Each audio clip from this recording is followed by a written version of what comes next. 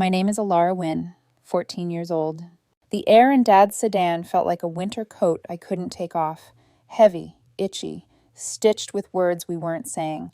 Condensation spidered across the passenger window where my breath met cold glass, turning our neighborhood into streaks of gray and red taillights.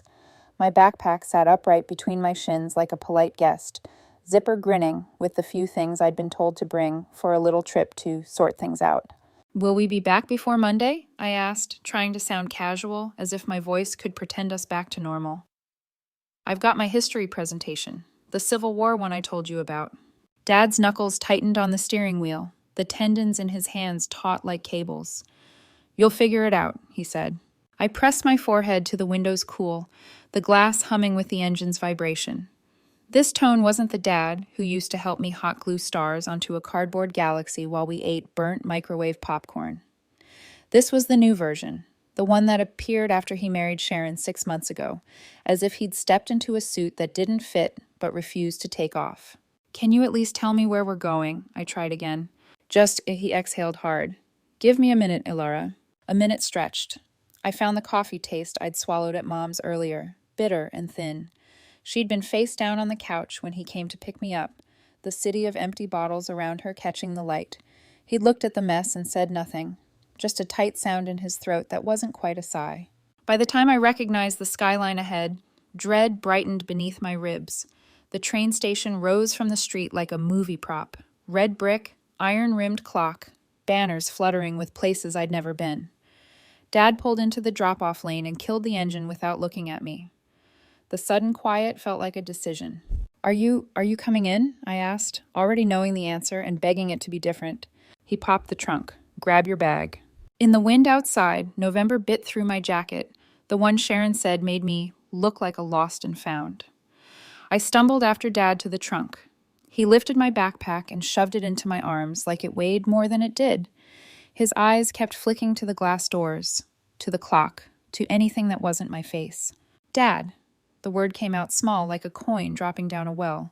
He leaned in as if to kiss my forehead, then thought better of it and stepped back.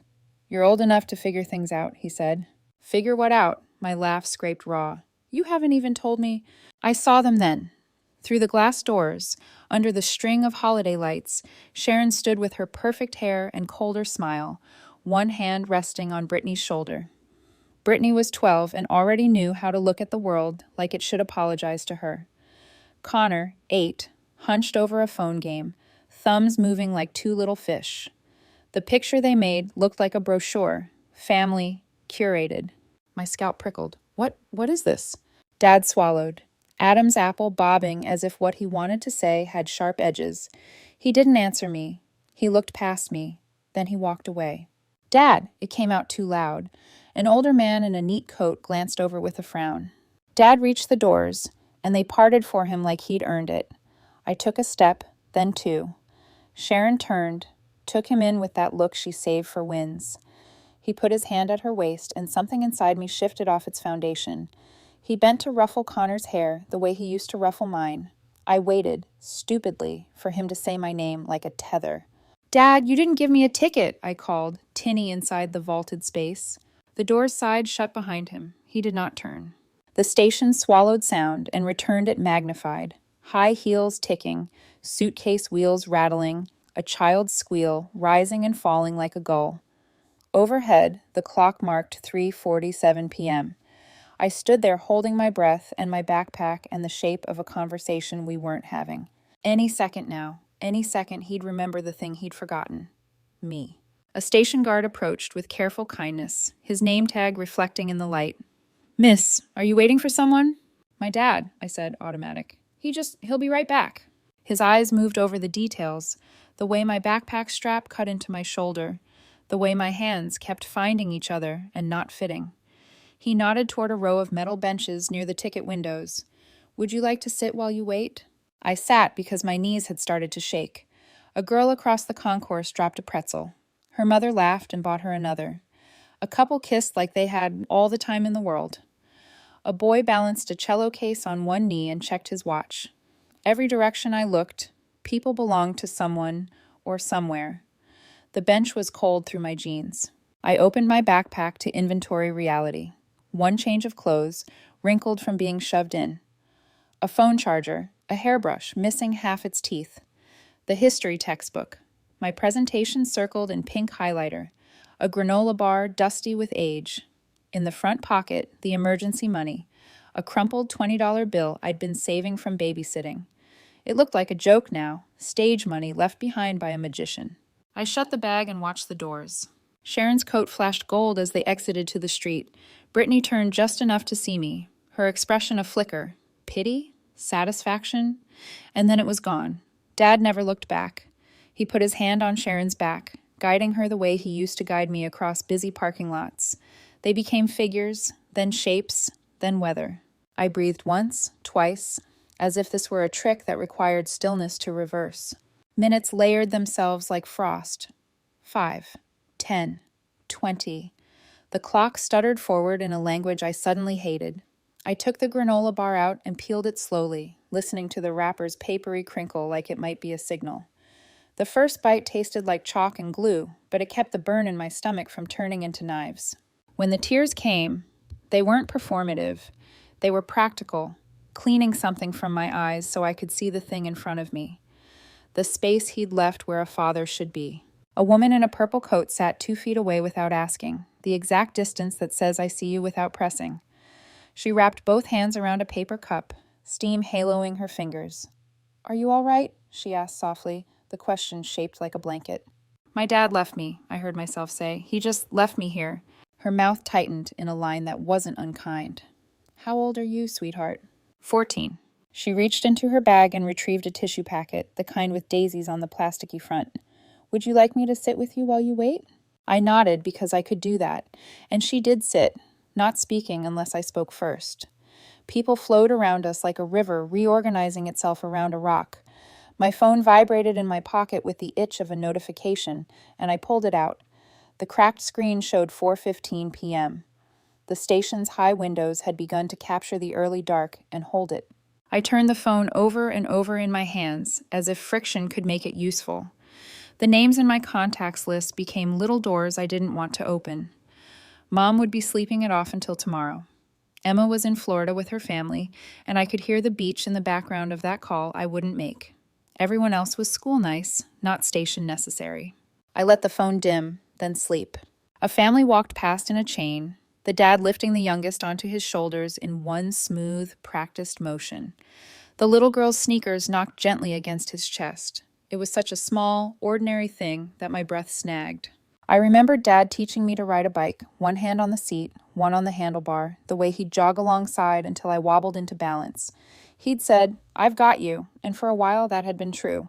Now I tried to remember the last time he'd said my name like it meant mine.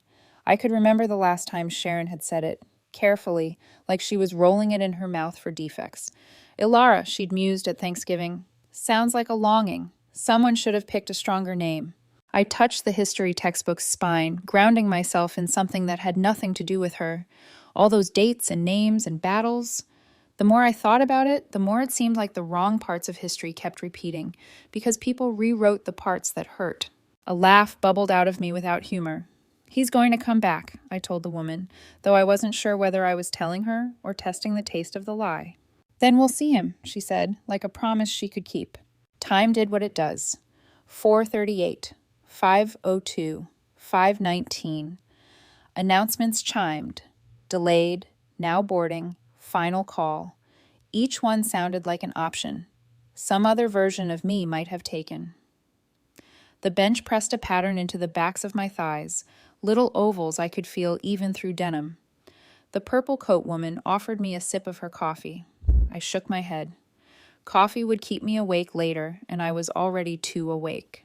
I began counting breaths, 4 in, 6 out, something my 5th grade counselor taught me the year everything started to fray. It steadied the ocean in my ears enough that I could parse the station's symphony, the echo of shoes, the roll of a suitcase zipper, a baby's hiccuping cry, the clack of the departures board flipping letters. Dad did not appear between the letters. I tried to build him from memory the way you rebuild a toppled tower, piece by piece. The laugh, the sunburned nose, the way he'd sing wrong lyrics on purpose until I corrected him. Then the other pieces elbowed in. The sneer when he looked at Mom's empties, the way he'd stopped looking at me mid-sentence once Sharon entered a room, the phrase he'd started using when I asked too many questions. Just stop. What if this was the plan? Whispered a voice that sounded unhelpfully like mine. What if sort things out meant move you off the board? The thought clicked into place with a quiet, awful certainty, like a key sliding home. I stood and craned my neck to see the drop-off lane outside.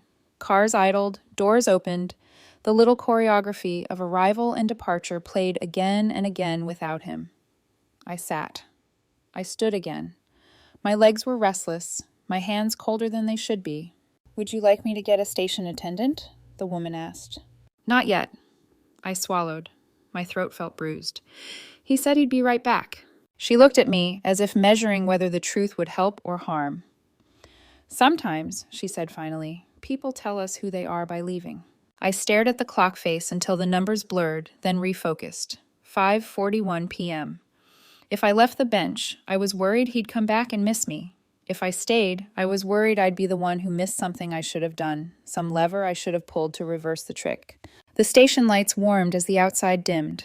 Somewhere a musician tested a saxophone, 2 uncertain notes that turned into a melody, before stopping abruptly as if someone had told him no. I could feel the edge of panic, bright as a match held too close. I wrapped both hands around the strap of my backpack and held on until the stitch dug into my palm. Any second now, I told myself, and felt the first real tremor of knowing. Any second now. The bench was unforgiving, all angles and chill steel, but I stayed welded to it, afraid to move in case some invisible string tied me to the door and snapped if I wandered too far. Around me, the station had its own weather system. Gusts of laughter, storms of suitcases clattering across tiles, sudden silences when a whistle blew. But inside my body, there was only waiting. I tried to anchor myself with small tasks. I counted the bolts along the floor edge, traced the cracks in the ceiling where paint had surrendered, watched the pigeons pacing with bureaucratic self-importance near the cafe. My backpack slumped like a tired dog at my side. The purple-coated woman was still next to me, her cup empty now, but her presence steady.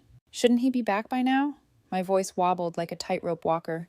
She didn't answer right away. Instead, she smoothed her gloves, thoughtful. Sweetheart, sometimes we wait for people long past the moment they've decided not to return. I flinched, too sharp, too soon. You don't know him. Her eyes softened. Maybe not, but I know that look. I turned away, unwilling to let her kindness split me open.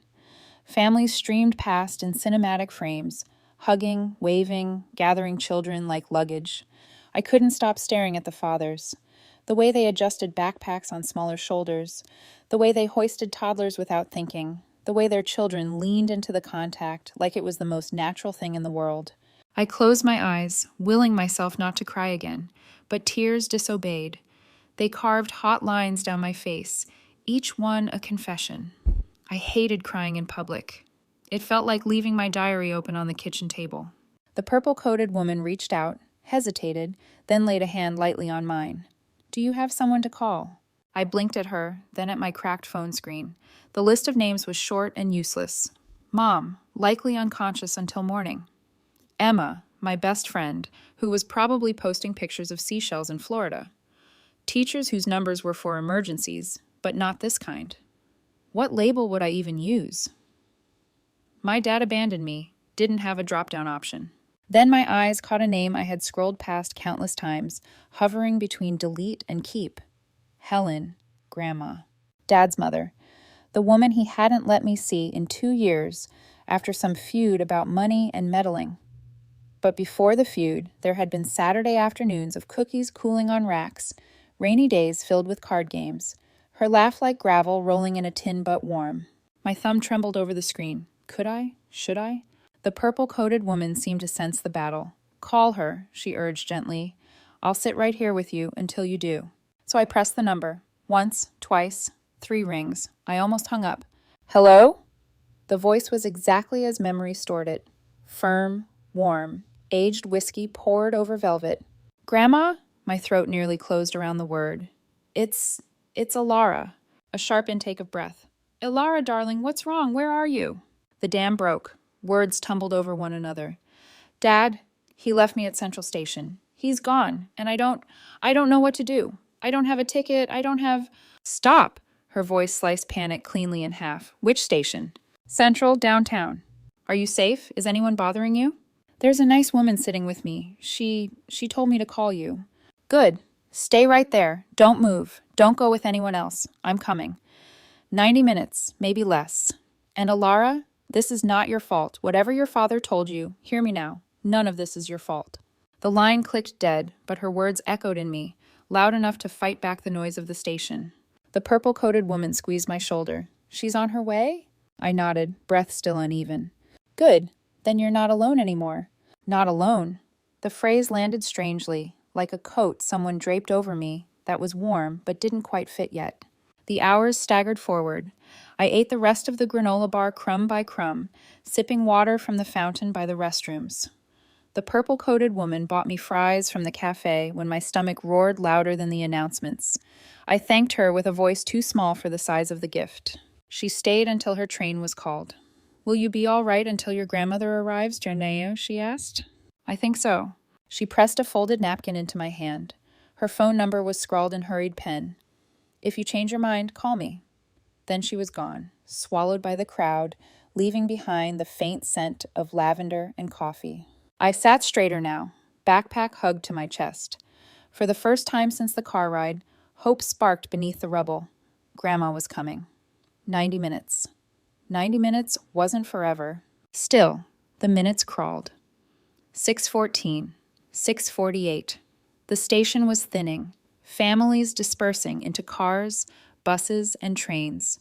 Fluorescent lights hummed louder in the emptier spaces. Security guards paced in predictable loops. Shadows stretched long across the floor. Every sound raised my pulse. Footsteps approaching, doors hissing open, a voice over the loudspeaker. Each one could be her. And then it was. Elara! I turned, and there she was, her coat a dark plum, her stride swift despite her years. Behind her, 2 men in suits carried briefcases, moving like bodyguards or lawyers or both. She looked taller than I remembered, maybe because I was seeing her from the bottom of the pit I'd been dropped in.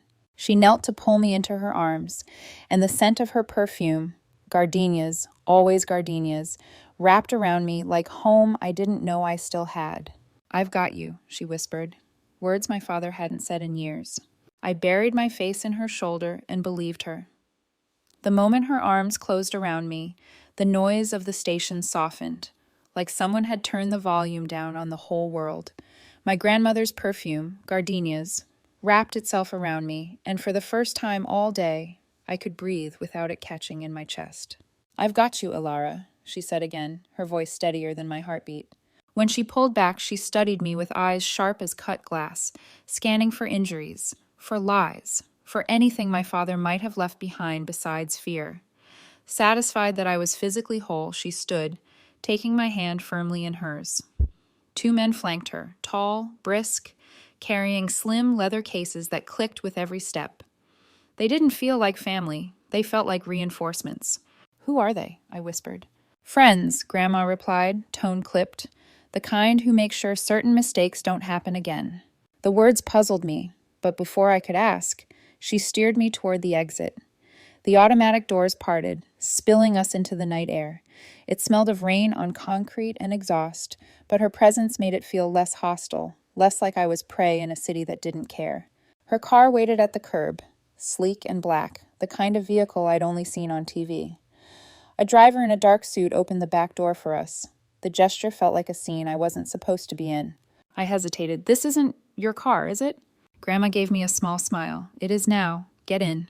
Inside, the leather seats were butter soft, swallowing me whole. I gripped my backpack like a lifeline, not ready to let go of the one piece of my life that still felt mine. The city outside blurred as the car pulled away. Streetlights flashed like metronome ticks, marking the time between questions I wanted to ask but couldn't quite form. Finally, I blurted, "Where are we going? Your house, Janen, isn't this way." She turned her face toward the window, her reflection as composed as marble. "We're going home, Elara, truly home." Something in her tone carried weight, vindication, maybe even satisfaction. The driver took us through parts of the city I'd only glimpsed from bus windows. Long boulevards lined with ancient trees, houses set far back with manicured lawns, iron gates glinting under discreet security lights. We turned into one of those gates. They opened automatically, like they knew her, like they'd been waiting. The driveway curved through landscaped gardens, lit with subtle golden glows. Water whispered somewhere, a fountain maybe. And then the house appeared. No, not a house, an estate. 3 stories of stone and brick rose against the night sky, its windows tall and gleaming, its entrance crowned with a chandelier visible even from the car. I sucked in a breath that stuck halfway. "What is this place?" "This," she said simply, "is where I live, where you should have been all along." I thought of the cramped apartment with peeling paint and the paper-thin walls at Mom's, of Sharon's disdainful smile when she called my jacket charity clothing, of Dad's endless complaints about money, bills, debts. None of those fit into this picture, where every shadow looked expensive. A man in a gray suit, Mr. Chen, I later learned, was already waiting at the top of the steps. "The preliminary paperwork is ready by morning, Mrs. Hartley," he said, his voice low but efficient. "Emergency custody has been filed." "Thank you, James," Grandma replied. She turned to me, with a softness she hadn't shown anyone else. "Don't worry about the details, darling. You're safe now." Inside, the house was overwhelming. Marble floors polished to mirrors. A sweeping staircase curved upward like a question mark. Paintings lined the walls, oil portraits, landscapes that belonged in museums. Every corner whispered of wealth and history. A woman in a crisp uniform appeared immediately, her posture straight, her accent faintly Spanish. "Welcome home, Mrs. Hartley. Shall I prepare the blue room for Miss Elara?" "Yes, Rosa," Grandma said. "And please arrange a light dinner for us in the family dining room. Something comforting. Chicken soup, perhaps." "Of course, ma'am." My legs moved on their own as Grandma led me deeper into the house. Each step carried the weight of disbelief. I remembered the modest suburban house she'd lived in before, the one with creaky floors and a garden that smelled of tomatoes. This wasn't that. "This isn't the house I remember," I murmured. "No," she admitted, pausing to look at the grand staircase as though it, too, held memories. "That was where I lived when I was pretending to be smaller, poorer, easier, so your father wouldn't feel threatened." "Threatened by you?" The idea seemed absurd. My father had always talked about her like she was meddlesome, not dangerous. Her lips curved, not in humor, but in something sharper. "Your father has always been threatened by anyone who saw through him." I didn't know how to respond. My world had been flipped twice in one day, once when Dad walked away, and again when Grandma revealed this life hidden in plain sight. At dinner, she poured herself wine and me fresh-squeezed orange juice. The dining room could have fit my entire apartment. Chandelier, spilling rainbow light across the table. The chicken soup Rosa brought smelled like heaven itself, warm and steady, grounding me in a way words couldn't. "I imagine you have questions," Grandma said, breaking bread with precise fingers. I nodded, my appetite returning with each bite. "All of this, why didn't I know?" She looked at me, eyes weary with secrets. "Because your father never wanted you to." Her words dropped into me like stones into water, rippling outward, hinting at deeper truths waiting to surface.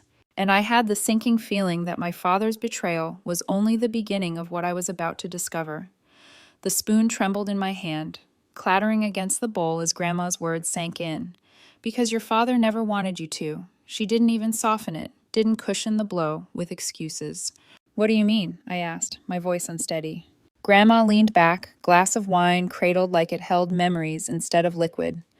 "Your grandfather, my husband, was not the simple insurance man your father painted him to be. Robert built an empire, Elara. He started with nothing, clawed his way up, and by the time he passed, he was worth nearly 80 million. The number was so big it sounded fake, like monopoly money. 80 million? She nodded. He structured it carefully too.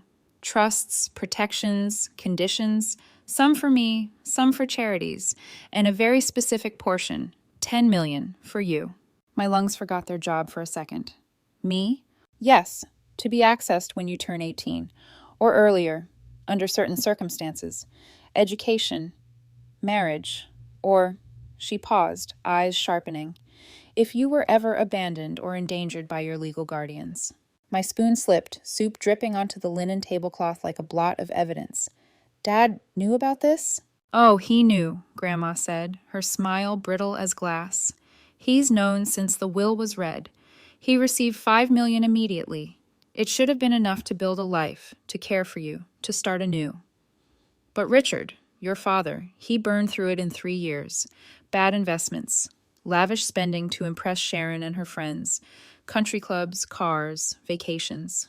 I gripped the table edge until my knuckles paled. Images flickered. Dad's disdain when Mom couldn't pay bills, his lectures about sacrifice, his constant sighs about making do, all while he'd had millions. So when it was gone, Grandma continued, he came to me, demanding more, demanding access to your trust. The soup turned to ash in my mouth, and you said no. Of course I said no. That money is yours, and I refuse to be manipulated. She leaned forward, voice lowering. He didn't forgive me.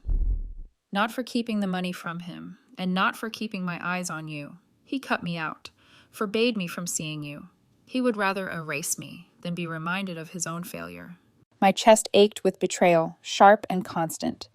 Dad hadn't just walked away from me at the station. He'd been walking away for years, step by step, lie by lie. Why didn't you tell me? I whispered. Because he had custody, she said quietly. If I pushed too hard, he might have disappeared with you entirely. I had to wait. Watch, gather evidence. Her eyes glinted.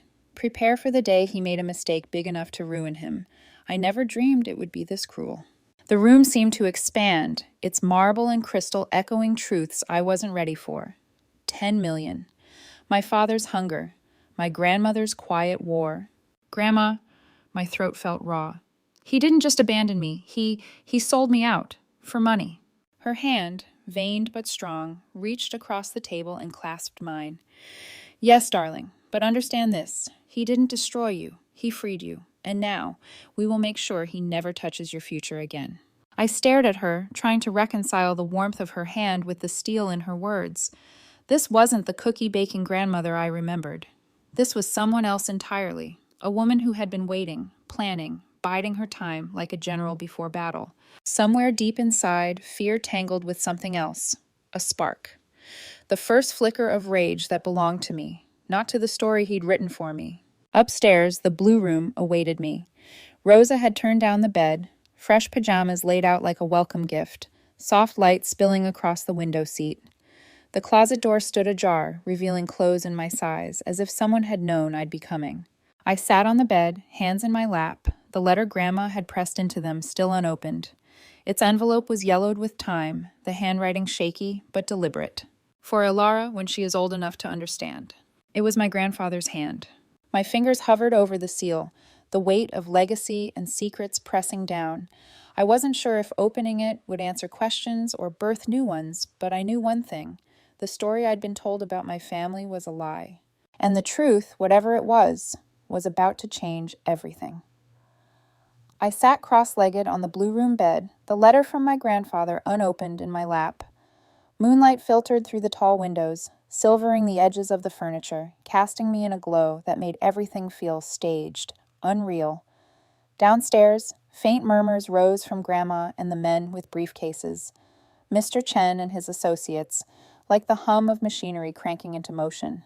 For the first time in hours, I wasn't crying. I wasn't even trembling. What I felt was empty, hollowed out. My father's face kept flashing in my mind. That moment he turned from me at the station doors. He had looked relieved, like he had just unloaded excess baggage, like I had never been his daughter at all, just a liability standing in the way of the life he wanted. I didn't open the letter that night. I wasn't ready. Instead, I slid it under my pillow and lay awake, my eyes burning as I stared at the ceiling. The next morning, my grandmother's house felt less like a home and more like a command center. Rosa appeared with breakfast on a tray, warm croissants, fruit arranged like a painting, a glass of fresh juice. I wanted to shrink into myself, but Grandma swept into the room before I could even mutter thanks. She was dressed sharply, pearls at her neck, eyes sharper than I remembered. Eat, she ordered, though her voice softened a fraction. We have a busy day ahead. A busy day? I repeated, blinking. You didn't think we'd let your father's betrayal stand unchallenged, did you? She sat at the edge of my bed, her perfume a wall of familiarity and steel. Elara, He left you on a station bench like unwanted luggage. That act isn't just cruel, it's illegal, and we will hold him accountable." The croissant turned to ash in my mouth. I wasn't ready for legal words, for the gravity they carried. But Grandma didn't slow down. By mid-morning, I was in what she called the war room, a sprawling conference space where polished mahogany tables were already littered with files, laptops, and piles of documents. Mr. Chen gestured toward a chair at the head of the table. "Sit. You need to understand exactly what we're preparing for." I sat, small among the stacks of paper, feeling like a witness to a world I hadn't been meant to enter.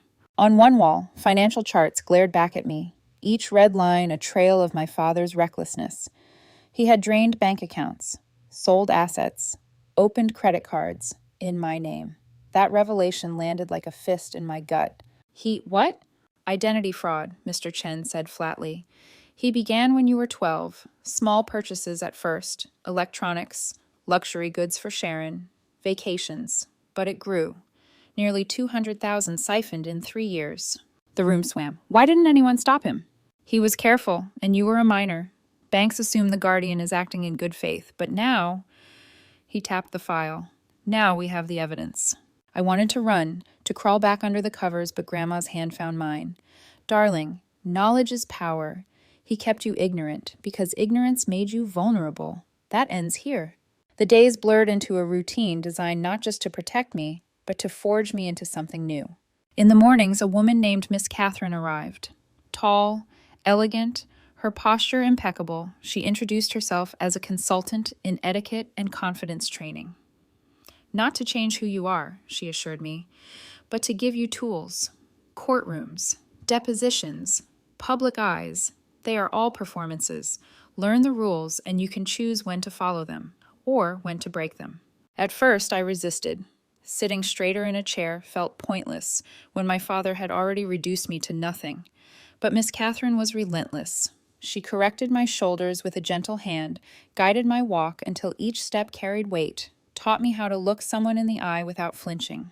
"You've been making yourself small for years," she said, "shrinking to survive, but you are not small. Don't let him convince you otherwise." Her words lodged deep, uncomfortable, but undeniable. In the afternoons, I met with Dr. Reeves, a therapist Grandma had arranged. His office was tucked into a quiet wing of the house, warm with books and low lamps. At first I hated going, hated the idea of being dissected like a specimen, but he didn't prod, he listened. And when I finally confessed that I still dreamed of the station, of waiting for my father to come back, he didn't judge. "Do you want him to come back in those dreams?" he asked gently. I thought about it, really thought. "No. I want him to see me not needing him." Dr. Reeves smiled faintly. That's progress. Evenings were the hardest. The war room glowed with lamplight as the legal team combed through documents, emails, even social media posts. Ms. Rodriguez, a sharp young lawyer with eyes like a hawk, handed me a printed exchange between my parents. "Your father explicitly told your mother, the kid is worth $10 million at 18, and I'm not letting that slip away." The kid. Not Elara, not daughter. The kid. My chest constricted with fury so sharp it left me trembling. "We can use this?" I asked, voice brittle. "Oh, yes," Ms. Rodriguez said, a grim smile tugging her lips. "This proves motive. Combined with abandonment, it's damning." But it wasn't just about evidence. Grandma insisted I be involved in every step. Ignorance is weakness. I will not let him keep you weak. So I learned. About trusts. About fiduciary duty. About custody law. Each lesson a brick in the wall we were building against him. Some nights, exhaustion pinned me. But then I remembered his back as he walked away, Sharon's cold smile at the glass doors, Brittany's glance. Pity or victory? I still couldn't tell. Rage lit me up again, kept me awake, kept me pushing. One evening, as I sat reviewing statements with Grandma, I whispered, "He was going to destroy me, my life, for money." She closed the folder with deliberate calm. "He still might try. That's why we prepare. That's why you must be strong." I looked at her, at the steel in her spine, and realized she wasn't just protecting me. She was grooming me for war. And deep inside, where grief and fear had lived, something else had begun to grow. The courthouse smelled of polished wood, paper, and nerves. Even before the bailiff called us in, the air buzzed with whispers, Footsteps, the shuffle of lawyers adjusting files. My new blazer, chosen carefully by Miss Catherine to be professional but not intimidating, itched at the back of my neck. I tugged at the sleeves, trying to keep my hands from trembling. Grandma's hand rested lightly on my shoulder. "Remember posture," she whispered. "And remember, truth is on our side." Truth. It sounded so solid when she said it. Inside my chest, truth felt slippery, like a stone I couldn't grip without cutting myself. We stepped into the courtroom. My father was already there. He looked smaller somehow, despite the expensive suit. His jaw was tight, his eyes bloodshot. Sharon sat behind him, makeup flawless, expression pinched. When his gaze finally met mine, he didn't smile, didn't even frown. He just looked through me, as if I were an inconvenience in line at the grocery store. I forced myself to meet his eyes anyway, the way Miss Catherine had drilled me to. "Don't flinch. Don't look away first." "All rise," the bailiff called, and Judge Martinez swept in, short, sharp-eyed, her black robe billowing like a warning. She took her seat with the weight of authority that silenced the room. The proceedings began. My father's attorney, a tall man with 2 white teeth, painted my father as a victim of misunderstanding. "Mr. Wynne was attempting to arrange therapeutic care for his daughter," he said smoothly. "She fled before arrangements could be finalized. Mrs. Hartley, his mother, then seized the opportunity to interfere, motivated by her own long-standing conflicts with her son." I wanted to laugh, but the sound would have broken something in me. Therapeutic care? As if abandonment were treatment. Mr. Chen rose, his tone precise, his evidence laid out like surgical instruments. Security footage played on a large monitor. Me calling after my father, backpack clutched, tears streaking. Him walking away, his hand sliding around Sharon's waist, his new family in tow. The silence in the courtroom was suffocating. Even Sharon shifted uncomfortably, her hands tightening around her designer bag. Judge Martinez's voice cut through. "Counselor," she said to my father's attorney, "what I see here is not a misunderstanding. What I see is abandonment of a minor. Don't insult this court by suggesting otherwise." My father's jaw clenched, but he said nothing. Next came the financial evidence. Bank statements, credit cards in my name, emails, where he referred to me only as the kid. Each document was a blade, carving away any chance he had at feigning innocence. When it was my turn to speak, my legs felt like glass. Miss Catherine's training pulsed in my memory. Stand tall, breathe deep, claim your space. I rose and walked to the witness stand, the room stretching and shrinking at the same time. "Do you swear to tell the truth?" the bailiff asked. "Yes," I said, though my voice wavered. I sat. The microphone loomed, too close. Miss Rodriguez gave me an encouraging nod from the table. "Elara," Mr. Chen began gently, "can you tell the court what happened on the afternoon of November 18th? I swallowed. My throat was desert dry. "My dad picked me up from my mom's. He said we were going on a trip to sort things out. I thought it meant a weekend away. I packed a bag. He drove me to Central Station. We didn't talk much. He was cold." I forced myself to continue. "When we got there, he gave me my backpack. I asked if he was coming with me. He said I was old enough to figure things out. Then he walked away. Sharon and her kids were waiting. He put his arm around her and left with them. He didn't come back." The words shook as they left me, but they filled the room, undeniable. Across the aisle, my father shifted, his face red. For the first time, he opened his mouth. "That's not—" "Mr. Wynne," Judge Martinez snapped, gavel striking once, "you will remain silent until addressed." His lawyer tugged him back down, whispering furiously. I steadied myself. "I waited 6 hours," I said, softer now. 6 hours, thinking he'd return. He didn't. He never meant to. A heavy silence followed, the kind that presses down on every rib. "Thank you, Elara," Judge Martinez said, her tone gentler than I expected. "That will be all." I stepped down, knees trembling, but when I returned to my seat, Grandma squeezed my hand. Her grip was steady. By the end of the hearing, the decision was clear. Judge Martinez's words landed like thunder. "Temporary custody is granted to Mrs. Hartley pending full review. Mr. Wynne, you are ordered to have no contact with your daughter except through supervised channels. Furthermore, financial accounts will be frozen pending investigation of fraud allegations. Consider yourself warned. Criminal charges may follow." The gavel cracked again. The sound echoed inside me like the first real piece of safety I'd felt in years. But even as relief washed over me, I caught the look on my father's face. Not defeat, not remorse. And I knew this battle was only beginning. The gavel's echo still rang in my ears long after we left the courthouse.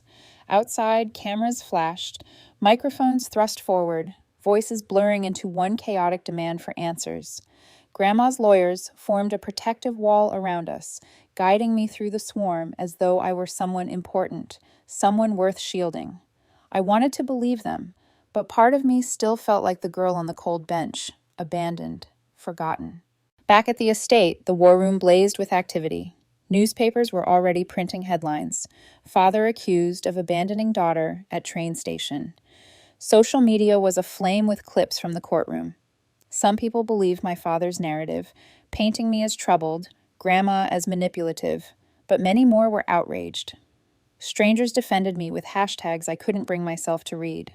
"You'll need to get used to this," Ms. Rodriguez said, sliding a tablet across the table. "This case is already bigger than us. Every move your father makes will be public. Every lie he tells, magnified." I scrolled through posts until my chest tightened. People I'd never met were dissecting my life, debating my worth as if I were a stock on the market. I set the tablet down, shaking. "I don't want to be famous," I muttered. Grandma's eyes softened for a heartbeat. "Fame isn't the point, darling. Truth is, and truth has a way of demanding an audience." The depositions began. 3 days in a sterile conference room, my father's lawyers firing questions designed to break me. "Isn't it true," one demanded, "that you've been diagnosed with depression?"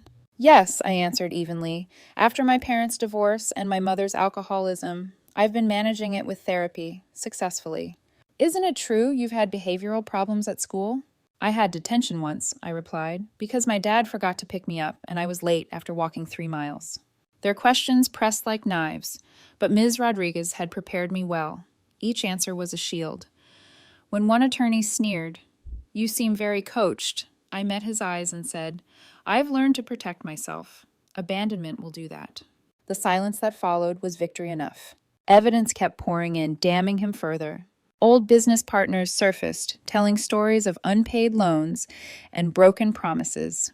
Sharon's first husband submitted testimony about financial manipulation during their divorce.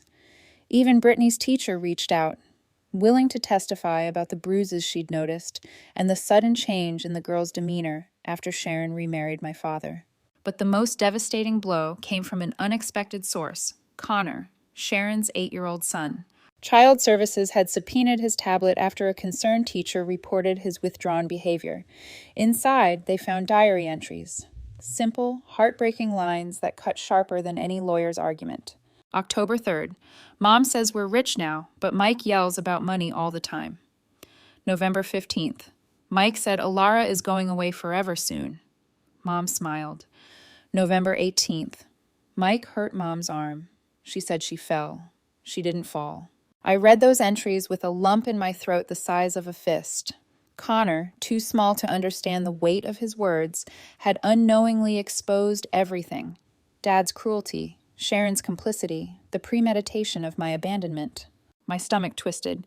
"He wrote this while I was waiting at the station," I whispered. "Yes," Mr. Chen confirmed, "and it confirms what we've argued from the start. This was no accident. It was planned." Planned. The words soured in my mouth. Dad hadn't just left me behind in a moment of weakness. He'd orchestrated it, strategized it, like I was a pawn to be moved off the board. Media frenzy escalated. News anchors dissected every angle, calling it the Wynn custody war. Commentators argued about greed, legacy, parental duty. My father held a press conference on the courthouse steps, Sharon at his side dabbing fake tears. "My daughter has always been troubled," he told reporters, his voice cracking on cue. "I was trying to get her help, professional help. My mother, well, she has her own agenda. This is all a smear campaign." But the cracks showed. When a reporter asked why he'd gone on vacation immediately after abandoning me, he fumbled. Another asked about the trust fund, and Sharon's mask slipped, her hand tightening on his arm, her eyes darting with panic. Then came the killing blow. A journalist from the Washington Post stood and said, "Mr. Wynn, we've obtained documents showing you opened multiple credit cards in your daughter's name. Care to explain?" The live feed cut to commercial, but not before catching the flash of fear on his face. That moment replayed online for millions to see. At night, I lay awake in the blue room, the silence pressing in around me. I thought of Brittany and Connor. They hadn't asked for this. Sharon's ambition had trapped them in a web of lies just as surely as my father's greed had trapped me. Sometimes adults make terrible choices, Dr. Reeves said during therapy, but children should never pay the price. So I wrote them letters. To Brittany, I explained that none of this was her fault, that adults could be cruel and selfish, but she didn't need to carry their guilt. To Connor, I simply said I admired his bravery and that he wasn't alone. Brittany never responded. But weeks later, Rosa handed me an envelope with a child's scrawl. Inside was a drawing, a girl sitting on a bench, a train behind her, walking away strong. I stared at it until my vision blurred. Connor understood more than I'd realized. One evening, Grandma found me by the window, staring out at the moonlit gardens. "He's losing," she said simply, pouring herself a glass of brandy. "Every lie is unraveling." I turned to her, voice low. "Then why do I still feel like he could take everything away?" Her gaze was steady, unyielding. "Because you know what he's capable of. But remember this, Elara. He's no longer the only one playing the game, and we have truth on our side." I nodded, but deep down I knew truth alone might not be enough. Dad wasn't done fighting. And the real war was still coming. The criminal trial that would decide not just custody, but his freedom. The courthouse steps looked different this time. No longer just marble and shadow, but a stage crowded with cameras, protest signs, and the curious stares of strangers. Banners fluttered in the morning breeze. Justice for Elara scrawled on some, family values first on others. I couldn't tell which group unsettled me more, the ones who defended me or the ones who still believed my father's lies. Inside, the federal courtroom was colder, larger, and hungrier than the family court had been. This wasn't about custody anymore. This was about crimes, and the possibility that my father might leave the building in shackles. I wore the navy dress Grandma had bought me, respectful but simple. My hands shook as I fastened the buttons that morning. "You don't have to go," she reminded me, eyes gentler than usual. "You've already given your deposition." But I shook my head. "I need to see this through." She didn't argue. She just squeezed my hand and led me in. The prosecution started strong. Ms. Davies, the lead prosecutor, had a presence that made even silence lean in to listen. She opened with the footage. Me on that cold bench, calling after my father, my small figure shrinking while he walked away. The jury watched in weighted silence. A few wiped at their eyes. "This case," Ms. Davies said firmly, "is not about money. It is about betrayal. A father who viewed his daughter not as a child to love, but as an obstacle and a resource. When he could not access her inheritance, he abandoned her, discarded her like refuse. Today, we will prove it was not only heartless, but criminal." Her words landed like stones on water, sending ripples through the room. The evidence was suffocating in its detail. Bank records, tracing the siphoning of funds from accounts meant for me. Credit cards in my name, maxed out with charges for Sharon's jewelry, resort stays, and designer coats. Emails where he coldly referred to me as the kid, a liability, a problem to solve. Then came Connor's diary, read aloud by Child Services. His small voice echoed in my head as the entries were recited. "Mike said Elara is going away forever soon." Mom smiled. The jury stiffened. Sharon shifted uncomfortably in her chair. And then Sharon herself took the stand. I had expected her to defend him, to twist herself into knots, protecting the fragile glass tower of her perfect family image. But instead, she cut it down herself. "Yes," she said flatly, her voice trembling but steady enough to wound. "Richard planned it, weeks in advance. He said if he left her at the station, she'd be desperate, easy to control later. He said she was worth $10 million. Gasps rustled through the courtroom. I froze, my heart beating so loudly I thought everyone could hear it. Hearing the words from Sharon's mouth made it real in a way even the evidence hadn't. She dabbed her eyes with a tissue. I thought he was taking her to a boarding school. I didn't know he'd just leave her." A lie, I knew it. Ms. Davies knew it. The text proved it. But still, the damage was done. My father's own wife had buried him. When it was my turn to testify, my legs carried me forward, even though every instinct screamed to run. I sat, swore the oath, and gripped the wooden edge of the stand as though it might hold me together.